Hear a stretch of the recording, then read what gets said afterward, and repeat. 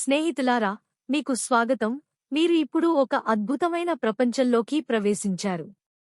Scandinavia యొక్క శీతల వాతావరణంలో ఉద్భవించిన నాస్ కథల నుండి మనకు ఇద్దున్ యొక్క ఆపిల్ల గురించిన ఒక రోమాంచక కథ వస్తోంది.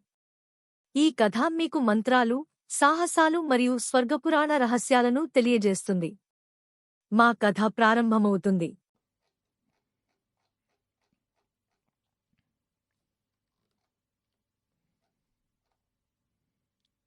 ఒక శుభోదయాన ఓడిన్, హానర్, లోకి అనే ముగ్గురు దేవతలు కలిసి అస్గార్డ్కి దూరంగా ఒక చోటికి వెళదాం అని నిశ్చయించుకున్నారు. వాళ్ళు దేవతలవడం మూలంగా వారికి ప్రతిరోజూ ఎన్నో పనులుండేవి. వాళ్ల పనులు నిర్వహించడం కోసం వాళ్ళు ఎంతో దూరాలు ప్రయాణం చేయవలసి వస్తూ ఉండేది. కాని అస్తమానూ వాళ్ళు లోకి కారణంగా ఇబ్బందుల్లో పడుతూ ఉండేవారు. ఎందుకంటే మీకు తెలుసు కదా, లోకీకి అల్లరి పనులు చేయడం అంటే చాలా ఇష్టం. చాలా చిలిపివాడు. ఎవరినైనా ఇబ్బందుల్లో పెట్టడంలో అతనికి ఎంతో సంతోషం కలిగేది. అల్లరివాడే కాకుండా లోకి హానికరమైనవాడు కూడా. ఈ దేవుళ్ళు ఎక్కడికైనా వెళ్ళాలి అనుకున్నప్పుడు సులువుగా ఉండే ప్రయాణాలని కాక చాలా కష్టతరమైన దారులను ఎంచుకునేవారు. వాళ్ళు ఎత్తైన పర్వతాలను అవలీలగా దాటేసేవారు. లోతైన సముద్రాలను తేలికగా ఈదేసేవారు. అలాగే అతి వెడల్పైన లోయలను కూడా సులువుగా దాటేసేవారు. వారి ప్రయాణాల్లో ఎంతటి కష్టమైనా వారు ధైర్యంగా ఎదుర్కొనేవారు. చాలా కష్టపడి ఆ సవాళ్లను అధిగమించేవారు. అలా అత్యధిక శ్రమ, కష్టంతో కూడిన ప్రయాణాలంటే వారికి మహా సరదాగా ఉండేది. అందుకే వారు ఎప్పుడూ రహదారి మీద కాకుండా ఎత్తైన పర్వతాలనెక్కి, సముద్రాలను ఈది, లోయల వెంబడి నడుచుకుంటూ తమ ప్రయాణాలను సాగించేవారు. సులువుగా చేసేసే ప్రయాణాలు వారికి ఇష్టముండేవి కావు. వారు లోయల్లో, పర్వతాలపై నడుస్తున్నప్పుడు ఆ వేగానికి ఏ పక్షి కూడా వారిని దాటి ముందుకు పోయే ధైర్యం చేసేది కాదు. వారు నడిచే నేలపై ఏ జంతువు నడిచేది కాదు. ఆ రోజు ప్రయాణంలో కూడా అదే జరిగింది. ఆ రోజు వారికి చాలా ఆకలి వేసింది. మెల్లగా పొద్దెక్కుతోంది. సూర్యుడు నెత్తిమీదకొస్తున్నాడు. కాని వీరికి ఉదయపు అల్పాహారం కాని, మధ్యాహ్న భోజనం కాని దొరకలేదు. వాళ్ళు నడుస్తూ నడుస్తూ అలిసిపోతున్నారు. అందరిలోకి బలమైన ఓడిన్ కూడా ఆ ఆకలి బాధ తట్టుకోలేకపోతున్నాడు. వాళ్ళు ప్రవేశించిన లోయలోకి అకస్మాత్తుగా ఒక గొర్రెల మంద కూడా వచ్చింది. వాళ్ళ ఆకలి తీర్చుకోవడానికి వాళ్లకు మంచి అవకాశం దొరికింది. ఒక్క నిమిషంలో ఒక కుండను సంపాదించి అందులో గొర్రెల మాంసం వేసి ఒకచోట కట్టెలు పెట్టి నిప్పు రాజేసి వంట ప్రారంభించారు. చాలా ఆకలిగా ఉన్న మీదట మాంసం ఉడుకుతున్న పాత్రలో నుంచి గాలిలో తేలియాడుతూ వచ్చే వాసన గురించి వాళ్ళెదురు చూస్తున్నారు. వంట ఎప్పుడవుతుందా, ఒక పట్టు పట్టేద్దామని చూస్తున్నారు. కాని ఆ పాత్ర అసలు వేడెక్కనే లేదు. వాళ్ళింకొన్ని కట్టెలు వెతికి తెచ్చి మంటలో వేశారు. కొంతసేపటిక్కూడా ఆ పాత్ర చల్లగానే ఉంది. విచిత్రంగా ఆ కట్టెలు ఎంత మండుతున్నప్పటికీ పాత్ర మాత్రం వేడెక్కడం లేదు. ఇదెలా సాధ్యం? ఎందుకిలా జరుగుతుంది? కీచుగా అరిచాడు లోకి కోపంగా. మన భోజనం ఉడకడానికి కావలసిన అన్నీ చేశాం. ఈ పాత్రసలు వేడెక్కనే లేదేంటి? ఇలా అయితే మనం ఈ రాత్రంతా పస్తుండాలా?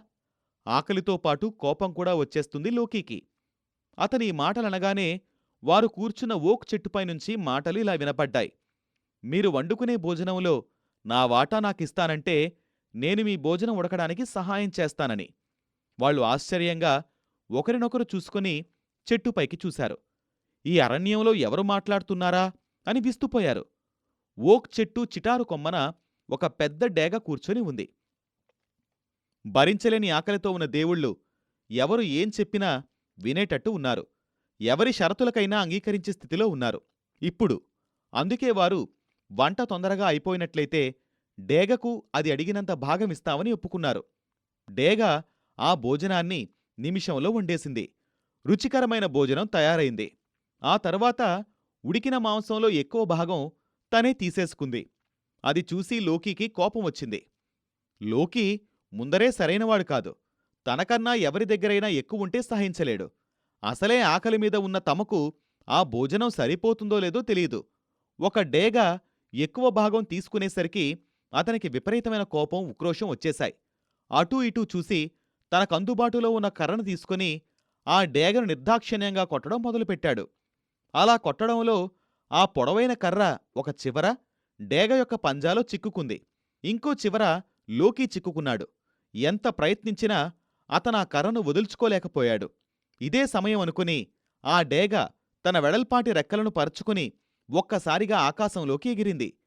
ఇప్పటికీ కర్ర దాని కాళ్లల్లో చిక్కుకుని ఉంది. దాని ఒక చివరన లోకీ వేలాడుతున్నాడు. ఆ డేగ ఎగురుతుంటే కింద ఉన్న లోకీ నేలమీద ఈడ్చుకుపోతున్నాడు. అడ్డం వచ్చిన ప్రతి రాయి, రప్ప, చెట్టు కొమ్మలకు తగిలి అతను చాలా భయంకరంగా గాయపడ్డాడు. నొప్పి, బాధ భరించలేక లోకీ తనను విడిచిపెట్టమని డేగను బ్రతిమాలుకున్నాడు. నిజానికి ఆ డేగ ఒక పక్షి కాదు, థియాజస్సే అనే ఒక భూతం. అది తన ప్రాంతంలో తిరుగుతుండగా ఈ దేవుళ్లను కలిసింది. లోకీ ఎంత వేడుకున్న తర్వాత, ఆఖరికి తాను ఏది అడిగినా ఇస్తానని ఒప్పుకున్న తర్వాత ఆ డేగ లోకీని వదిలిపెట్టడానికి అంగీకరించింది. ఇడున్ దగ్గర ఉన్న బంగారు యాపిల్ పళ్ళు కావాలి. అవి అస్గార్డ్లోని దేవుళ్లకు అత్యంత ప్రీతికరమైనవి. అవి తెచ్చిపెడితే నిన్ను వదిలిపెడతాను అని చెప్పింది డేగ. అస్గార్డ్లో ఉండే ఇడున్ దేవత బంగారు యాపిల్ పళ్లను పెంచుతుంది. అవి అస్గాబూదులోని దేవతలకు అత్యంత ప్రీతికరమైనవి. ఆ పళ్ళు నాకు కావాలి. యవ్వనాన్ని, అమరత్వాన్ని ప్రసాదించే ఆ పళ్ళు నా కోసం తీసుకురాగలిగితే నేను నిన్ను వదిలిపెడతాను అని చెప్పింది డేగ. లోకీ సందేహించాడు. అవి తీసుకురావడం ఎలా సాధ్యమా అని ఆలోచిస్తూ ఉన్నాడు. అంత సులువుగా జరిగే పనైతే కాదు అని అతనికి తెలుసు.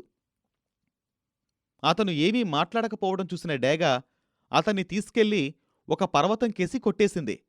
అక్కడున్న ఓక్ వృక్షాల మీదుగా రాసుకుంటూ ఈడ్చుకెళ్ళిపోయింది. లోకీకి చాలా గాయాలయ్యాయి.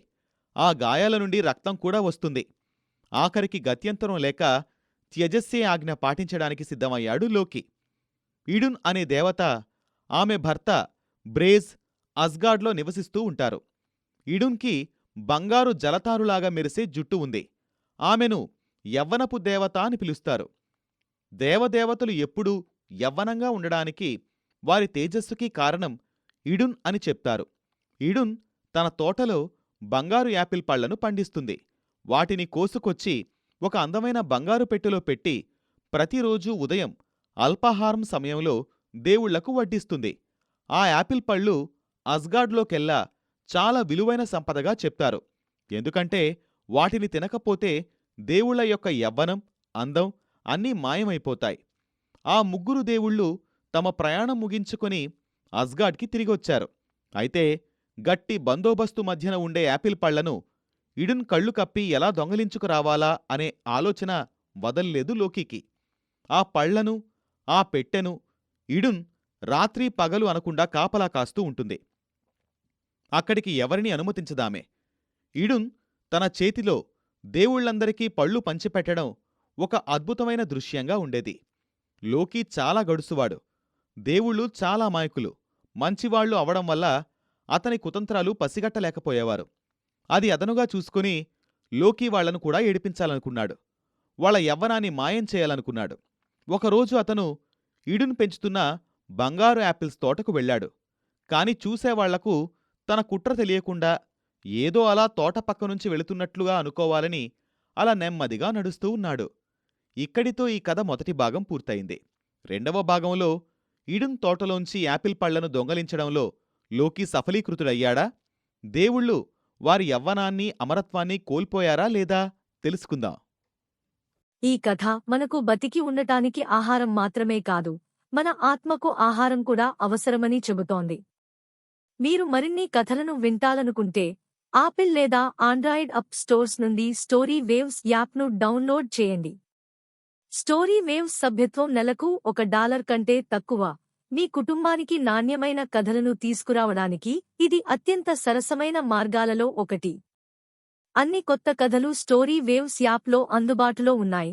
అత్యంత ఉత్సాహభరితమైన కంటెంట్ యాప్పై మాత్రమే అందుబాటులో ఉంటుంది. మీరు యూట్యూబ్ ఛానల్ను సభ్యత్వం చేసి ఇన్స్టాగ్రామ్, టిక్టాక్, స్పాటిఫైలో స్టోరీ వేవ్స్ను ఫాలో అవ్వండి. మీరు చూడటానికి ధన్యవాదాలు.